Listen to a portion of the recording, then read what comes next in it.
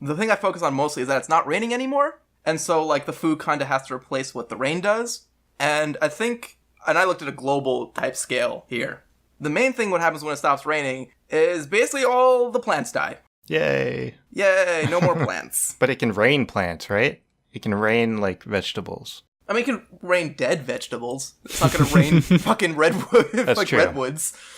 So the food chain is fucked. Yeah. Except, it's not. Oh yeah, because they can just eat the food. Right. So the food chain is the transfer of energy from, the bottom level going up. So the plants absorb about, I think it was 0.02% of the energy from the sun that comes to the earth. So stored in the biomass of plants to go up the food chain is 495 kilocalories per meter squared of earth. So that's basically the baseline level of food chain energy. The amount of food that falls, a global average 39 inches per year, giving an average calorie amount of food of 881 calories per kilogram, you actually end up with 1,228 calories per meter squared which is close to triple the 495. So it's better. So there's actually more energy available for the food chain than there was previously. Not only that, every step up the food chain you go, only about 10% of the energy transfers. So only 10% of the plant energy gets to the things that eat the plants. And, 10% of that goes to the next size animal. I mean, would there even be a food chain anymore? Because they don't have to hunt anymore. There's definitely going to be some sort of food chain, but it's basically going to be one really wide bottom and a lot of omnivores. Right. So really, the actual amount of animal life on the planet should increase, which I think is pretty cool. Yeah, more animals. I'm pro-animal.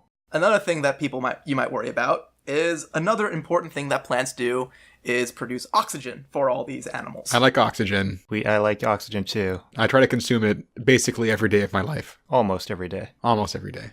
I was surprised to learn that actually 70% of the world's oxygen is produced by algae. So only 30% of the oxygen in the air comes from land plants. And I checked it on the algae. I was thinking, well, maybe now that there's no... I figured, looking at the ocean, I was like, well, if it's raining food, that's pretty salty compared to, pure water. So I looked up some research about how algae does in saltier conditions.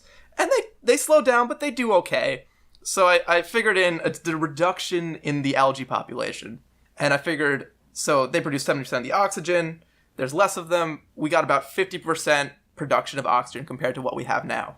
So not great, but also not a huge problem either. So I saw some math online about how long the oxygen levels would take to deplete if all the oxygen producing things went away. And it would take us about 400 years to use up all the oxygen. And that's at zero. So we're still producing 50%. So that's going to be way out there, thousands of years. So I imagine humans are going to be able to figure out something to do with the oxygen problem. Or maybe we'll evolve. Who knows? So the last thing I looked at is the food waste. I looked at it very briefly. What I learned was what we actually do with recycled food waste. So what they do is they take the food waste, they put it in an anaerobic digester where microorganisms break down the food in the absence of oxygen. So you don't even need oxygen for this, which is also a great thing for our current planet. That's convenient. And what it does is this process breaks down the food and it produces biogas, a mixture of methane and carbon dioxide, which can then be used to produce heat, electricity, or transport fuels. So really, oxygen's not a problem. There's food for everybody. There's now basically infinite fuel. And I think the world's just a better place. Yeah, the world's basically just a better place overall. Like, water, you can go get those desalination plants running. Like, we can adapt. Like, these are all surmountable problems.